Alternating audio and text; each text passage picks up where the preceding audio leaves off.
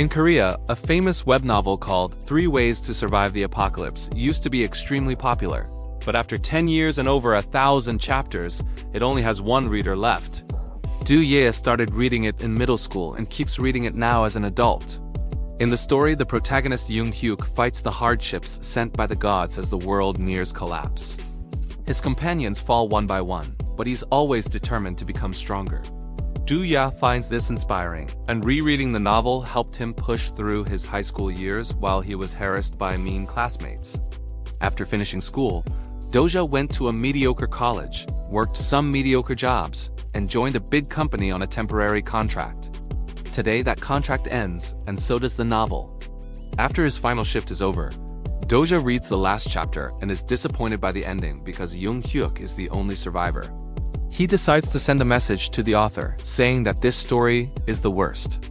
On the train, Do-ya bumps into his co-workers, whose contract has ended too. Their chat is interrupted by their former boss, _, who keeps hitting on SA no matter how many times she keeps saying no. Thankfully, he gets off the train at the next stop. At that moment, Do-ya is surprised to get a reply from the author. The message thanks Do-ya for reading until the end and admits he was the only reason why it was finished. The author says that if Do-ya hated the ending, he should try writing his own when the service starts at 7:00 p.m. Suddenly, the train shakes and comes to a stop while a voice announces that the planetary system 8612's free service has ended. So this is the start of paid content. Do-ya checks his phone and confirms it's 7:00 p.m. and realizes this is exactly how the novel starts. A creature from Korean folklore called dekh appears on the train. When a passenger starts insulting it, the dekh shoots him in the head with its laser eyes. The man falls dead and everyone panics only for the creature to shut everyone up with a scary face. Then, the dekh announces that the gods have decided that humans are horrible beings, so they deserve to be punished. All humans will be given a stage and how they solve it will decide their fate. Soon, holograms explaining the first stage appear around the passengers. In 10 minutes, they must kill one or more living organisms in the train car. Those who succeed will get 300 coins and those who fail will be killed. The dekh also says that the constellations will always be watching. On the bridge, the train is frozen, and so are all the cars. As the hologram starts a 10-minute timer, the passengers check their phones and discover there's no service. Soon, people lose their minds and begin to fight each other, sometimes teaming up against one person. A woman panics and tries to escape to another car, but there's a field force at the doors that's keeping them trapped. When Do-ya looks at the other car, he's shocked to notice Young-hyuk in the crowd. He realizes they're living the events of the novel, which means he knows the future. A giant monster appears in the river and hits the train, causing everyone to get stuck in the ceiling. Do-ya remembers that the rules say they must kill any living organism. It doesn't have to be humans. There's a kid called Gilong with an ant farm. So Do-ya grabs it and takes it to SA. He gives her some ants before trying to talk to the crowd, but nobody pays attention to him. When Do-ya kills an ant, a hologram appears saying that he's won the coins, which finally gets everyone's attention. He tells them about the ants, but he doesn't have enough for everyone. As everyone complains, _ steals the ant farm from him, and the crowd surrounds him instead. There's still a guy beating up an old lady, so Do-ya tackles him and offers him an ant that got stuck on his hand. However, the guy turns him down, saying he wants to kill the lady. Do-ya realizes this is Nam-won, one of the characters from the novel. Nam-won starts beating Do-ya up, saying he'll be his victim instead. As Do-ya tries his best to protect himself, he remembers that, in the novel, humans have stats like in video games. He uses the 300 coins to increase his strength and punches Nam-won, sending him flying across the car. Nam-won responds by activating his Grim Dark Awakening skill, which allows him to easily overpower Do-ya in seconds. At that moment, the crowd accidentally drops the ant farm and a tube of eggs rolls out. Do-ya destroys it and receives a huge payment in coins. He spends 3,000 on stamina and another 3,000 on agility, so he dodges all of Nam-won's attacks and knocks him down. A terrified Nam-woo promises not to hurt the old lady and asks for an ant, but Do-ya says he doesn't deserve to be in the story. Then Do-ya runs to act as a shield for the woman since Nam-won is trying to attack her again. Do-ye puts an ant in the lady's yes hand and closes it to crush it before the timer reaches 0. The voice announces that the stage is over and all the losers get a hole in their faces to kill them. Unfortunately, the last ant has managed to escape and the lady dies as well. The dekh reappears and congratulates the 17 humans who passed. Now it's time for them to get gifts from the constellations for their performance. Doja remembers that the constellations are powerful beings that watch the stages from space and enjoy laughing at human struggles. Each passenger gets a list of the constellations that want to sponsor them, and they must choose one. But someday that debt must be paid back. Doja decides to turn down sponsorship for now. Suddenly, the train starts falling on its side because the river monster is trying to drag it down. A former soldier is trying to open the doors and Doja recognizes him as the character Yansong. As the train starts to touch the water, Doppie teaches Yansong how to use special skills. Yanong activates super strength that allows him to bend the doors open. Everyone quickly climbs out while Doppie notices that Gilong is still in the car crying over his ant farm. Duya apologizes and brings him out. As the survivors run as fast as possible, the voice announces the new stage. They must successfully cross the bridge. The monster smashes a section of the bridge to create a huge gap before going back to the river. To make the task more difficult, the dekh drops a train car on the bridge and makes all the dead people chase after the living players. Doja and Yansong try to fight them, but they're easily overpowered. At that moment, Sa manages to activate her skill, which creates a temporary road across the gap. The survivors start running on it to escape, and Doja informs them that poisonous gas will spread soon, so they need to get underground. He thinks that they should go to the nearest subway station, but he then remembers that in the novel, Young-hyuk dies there while fighting a dragon. He used a skill to go back to the beginning of the story and everyone else in the station died. If they want to survive, they must keep Young-hyuk alive so he won't reset. And Doja thinks he can help him using his knowledge of the future. Meanwhile, Young-hyuk is using a sword and a gun to bring all the attackers down. Then he approaches Doja and asks him what he did since Nam-woo wasn't supposed to die so soon. Doja shares what will happen in the station and pretends he has a prophecy skill. Young-hyuk holds him by his tie over the edge as he asks him what tactics to use. Doja panics and doesn't know what to answer, so Young-hyuk tells him to meet him later in the station before dropping him in the water. The monster swallows Doja and he lands in its stomach. The hologram announces a new stage. He must kill the monster and escape. The decab is also there narrating things for the stream, so Doja shocks it by calling it by its name, Bong. He also knows that Bong is a 9th level decab, and doing the streams means it can ascend one day. Duyed points out that he's probably very popular among the constellations right now. So if he dies, Bun will receive backlash. Bihang checks its donations and confirms that the Watchers love Doje, so it agrees to sign an exclusivity contract. Then the monster's stomach starts filling with acid. Doja asks for the dekh shop and buys a bunch of spikes to block the acid ducts, which is something he learned from the novel. By blocking all the ducts, the monster will die. However, there are hundreds of them. Doja refuses to give up and keeps working until all the ducts are covered, which finally kills the beast and ends the stage. Afterward, Dokja inserts his hand into the monster's skin and brings out its nucleus. He asks Bihang to trade it at the shop for a very rare item called Ether of Faith. Before Doja leaves, Bihang gives him an item starter pack, which includes a mask. Duye puts it on before going outside since the poisonous gas is already in the area. He collapses on the shore and starts getting lots of sponsorship offers from constellations, so he turns the notifications off. Next, Dokja stops at a store to get some food and finds some bodies. 2 girls are already dead and the third one is barely alive. Suddenly, a monster breaks the window, so Dokja picks up the survivor and starts running down the street. The creature chases after them, destroying everything on its path. Dokja manages to slide into the subway station and brings down the gate just in time for the monster to crash into it. In the corridor, a group of thugs appears and they're surprised to see that the girl, Haiwan, is alive. Dokja remembers this from the novel. These guys beat up and abused Haiwan. He spends 1,500 coins on strength and starts beating the men up. The leader activates his skill to attack, but Doja easily dodges all his moves and defeats him too. When the rest of the thugs are about to attack together, a bunch of survivors show up with an Ho at the front. This causes the thugs to leave. The group from the train is also here and Sona tells him that An Ho is a congressman. He leads the survivors in the station by convincing Heil people to go hunting and share the coins with the residents. Meanwhile, Galong has acquired a skill that lets him befriend insects. Doja asks about Young-hyuk, but he isn't there. which makes him wonder if his decisions have changed the story from the novel. At that moment, some men remind the residents that in 3 hours they must pay the survival fee.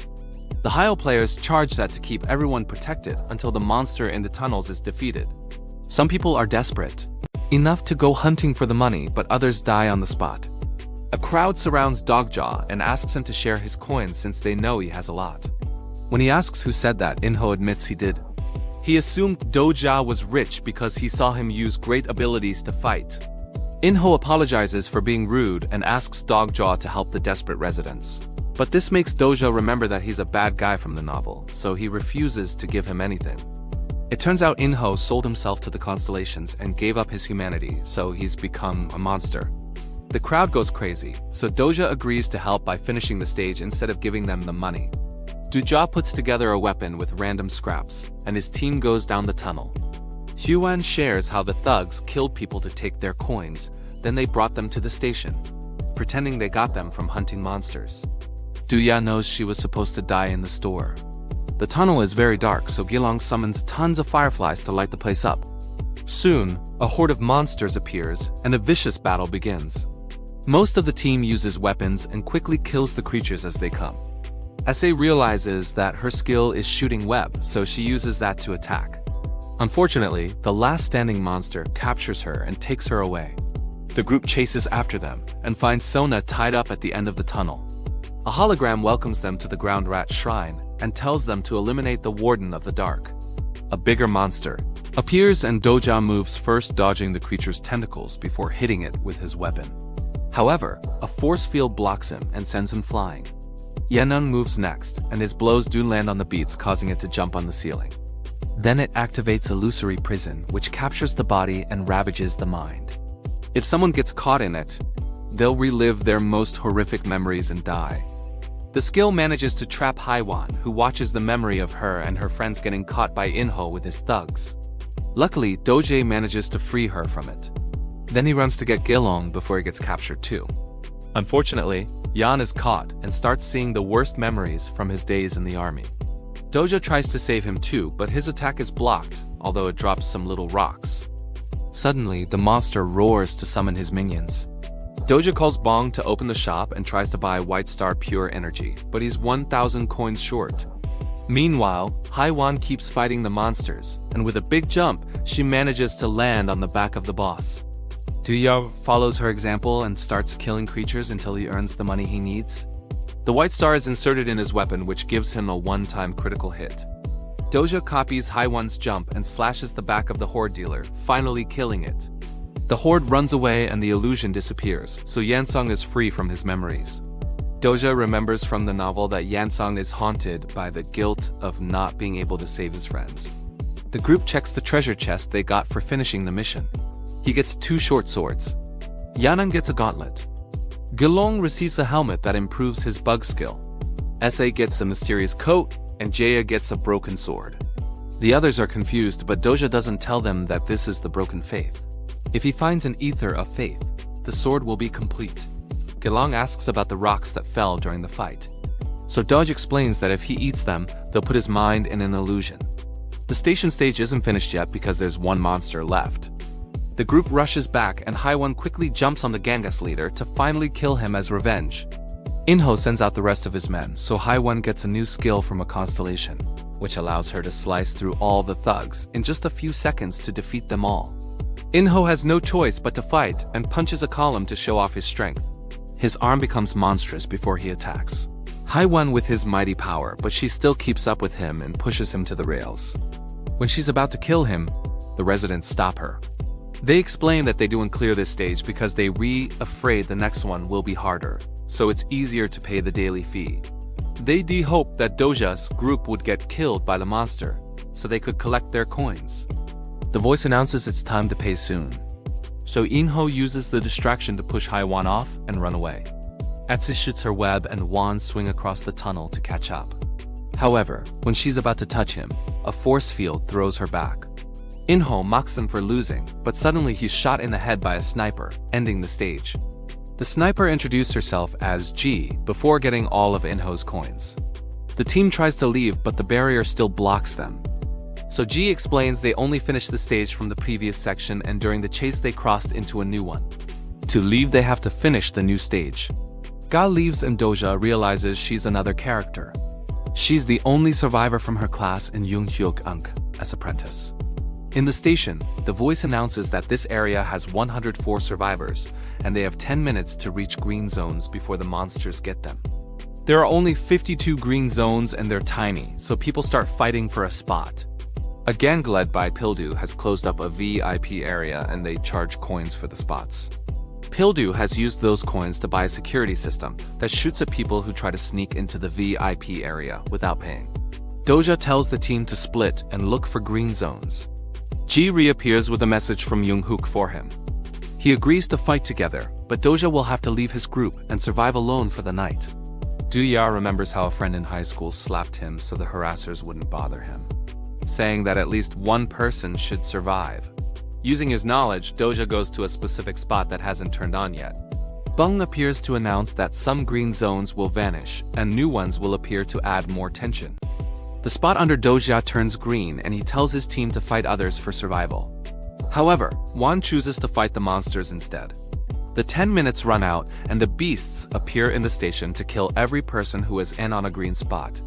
The others decide to help Juan, and after some hesitation, Dopia follows them as well. He thinks that green zones will appear in the most dangerous places to make the show more entertaining. So the group splits to go to the monster portals. The beasts keep killing people on the main platform, but Doja's team manages to hold their own with their skills. To Doja's surprise, Yoonhyuk is waiting by one of the portals, just watching him fight the monsters while protecting Gilang. The green zone here is for 2 people, and Yoonhyuk is taking 1 spot. He says he'll only fight the monster with Doja if he abandons the kid. On the other portal, the others find a 3-person green zone, so they save themselves from the horde. Doja refuses to abandon Gilang and leaves him in the green zone with Yoonhyuk before running away. He keeps all the monsters' attention on him, and when they tackle him, he eats a glowing rock. His body is taken to the illusion prison, saving him from the beast's attacks. Sadly, this also makes him watch the time he fought his best friend to satisfy his harassers. Do-ya won the fight that day and later learned the other boy self-deleted, so he's been feeling guilty since then. He hated the ending of the novel because Yoonhyuk sacrificed people to save himself. Doja wants an ending where the hero can survive with his loved ones. Suddenly, Yoonhyuk uses a skill to enter the illusion and says Doja should have fought his harassers instead of his friend. Yoonhyuk admits he used to think like Doja, but after dozens of battles, he learned that humans are trash. In the morning, Doja wakes up and discovers his team brought him to a private room while he was unconscious. They fought the monsters to protect him, and Yansong got wounded in the process. Doja realizes that today is the day that Yansong fights the dragon, so he'll have to die instead to save him. The voice announces that today, there are 57 survivors. Bihong informs them that the constellations are angry because some people helped each other instead of fighting. So, as punishment, they'll only get 1 green zone. Whoever is standing on it when the timer ends will win. The green zone appears under Pildu, who doesn't look bothered. Doja tells Ji that he has a plan and asks for her help, but she refuses. To make her feel bad, he mentions how she killed her classmates to win the first stage. Jia cries but leaves anyway. Then Doja calls Bihong, who confirms the constellations love him and are donating tons of money. Doja asks Bihong to transform all the money into coins and approaches Pildu, offering to hire him with all his coins. Pildu takes the deal and passes the glowing square to Doja, who starts smashing it with his sword. The crowd tries to stop him, but Ji finally understands and shoots the green zone to destroy it. The light goes out and Doja points out that if everyone had fought together since the beginning, nobody would have died. He transfers the money to Pildu to finish their deal, asking him to protect everyone. Pildu allows the crowd to enter his VIP zone for free. Then he brings out all the weapons he bought for his security system. When the monsters come out, Pildu opens fire and soon there are piles of creature bodies by the portal. Some creatures manage to escape the bullets, only to be brought down by Doja, Sana, and Haiwan. At that moment, the ground opens and a dragon appears, breathing fire on people to kill them. With a combination of gun and sword, Yoonhyuk easily fights the dragon and strikes him several times. The constellations aren't happy that a Heil player has arrived, so they raise the difficulty. Suddenly, the station shatters and appears in outer space. The dragon transforms its body into something steel-like, which wasn't in the novel. Jung-hyuk tries to attack it, and his sword gets shattered, so he summons a new one and tries again. The dragon quickly overpowers him and stabs him with his own weapon. This doesn't stop Jung-hyuk from trying over and over again. Doja opens his starter kit and swallows an item that will protect him from the flames. Sona uses her web to drag Jung-hyuk out of the monster's grasp, and Doja's takes over the fight. The dragon keeps bringing him down, but at least its fire does nothing. While the dragon's distracted, a huge monster tackles it to the ground. It turns out that since this creature is a bug, Gyelang can control it, although he feels the pain that the monster does. Unfortunately, the dragon is too strong and is beating the bug up, which may kill Gyelang soon. Yanung refuses to lose another friend and rushes to fight, which awakens his special skill. The gauntlet transforms into a shield that stops the dragon's attacks, and the ground rises to block it.